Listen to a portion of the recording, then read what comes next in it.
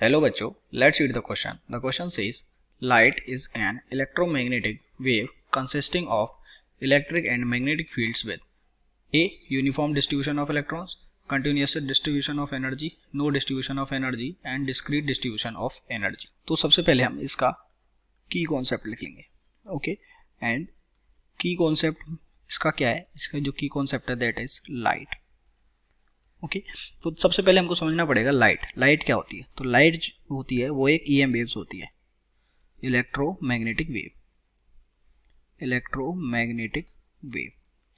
Electromagnetic wave होती है एक लाइट.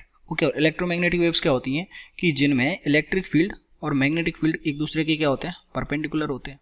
तो जो ईएम वेव का अगर हम ईएम वेव का अगर एक ग्राफ देखें, ओके, अगर हम ईएम वेव का एक ग्राफ देखें तो इसका जो ग्राफ है वो कुछ इस तरीके का बनता है. मान लीजिए ये हमारी क्या है, डायरेक्शन ऑफ प्रोपोगेशन. ओके, ये हमारी डायरेक्शन है जिसमें वेव जा रही है और ये यहाँ पे एक एक्सिस पे इलेक्ट्रिक फील्ड है, एक एक्सिस पे मैग्नेटिक फील्ड है.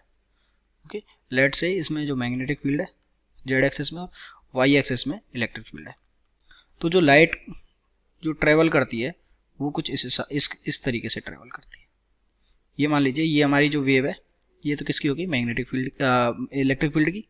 और ये जो दूसरी वेव बना लेते हैं, ये वाली वेव जो कि कहाँ पे है, ये वाली वेव है जेड एक्सिस में. ओके, ये वाली वेव कहाँ पे है, जेड एक्सिस में चल रही है. ये वाली जो वेव है वो जेड एक्सिस में चल रही है. तो ये वाली वेव अगर जेड एक्सिस में है तो यानी कि अब हम इसका मतलब क्या हुआ, ये वाली वेव हमारी जेड एक्सिस में है. तो अब आप देखेंगे कि ये जो वेव लेंथ है, ये लैम्बडा जो वेव लेंथ है ये हमेशा बराबर रहेगी. ओके, ये हमारी जेड एक्सिस की वेव लेंथ होगी मान लीजिए. तो ये हमेशा लैम्बडा सारी वेव लेंथ के लिए बराबर रहेगा.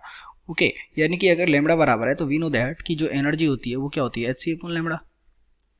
ओके, एनर्जी क्या होती है, एच सी अपॉन लैम्बडा. तो अगर लैम्बडा सबके लिए ये कांस्टेंट है, लैम्बडा अगर सबके लिए इक्वल है तो एनर्जी भी क्या रहेगी, कांस्टेंट. यानी कि एनर्जी भी सारी वेव्स के लिए क्या रहेगी, इक्वल रहेगी.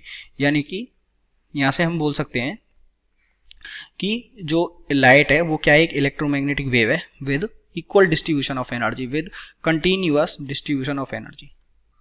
कंटिन्यूअस डिस्ट्रीब्यूशन, आप देखेंगे कंटिन्यूअस है डिस्ट्रीब्यूशन क्योंकि जो वेवलेंथ है वो सारी बराबर है सब में. तो ये जो ग्राफ बनेगा ये एकदम कंटिन्यूअस बनेगा, continuous distribution of energy.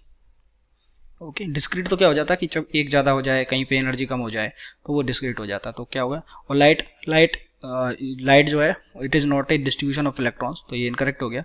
Be continuous distribution of the energy बिल्कुल सही है. नो डिस्ट्रीब्यूशन ऑफ एनर्जी ये भी इनकरेक्ट है. और डिस्क्रीट डिस्ट्रीब्यूशन ऑफ एनर्जी ये भी इनकरेक्ट है. So option number B is correct. I hope you understood it well. Best of luck.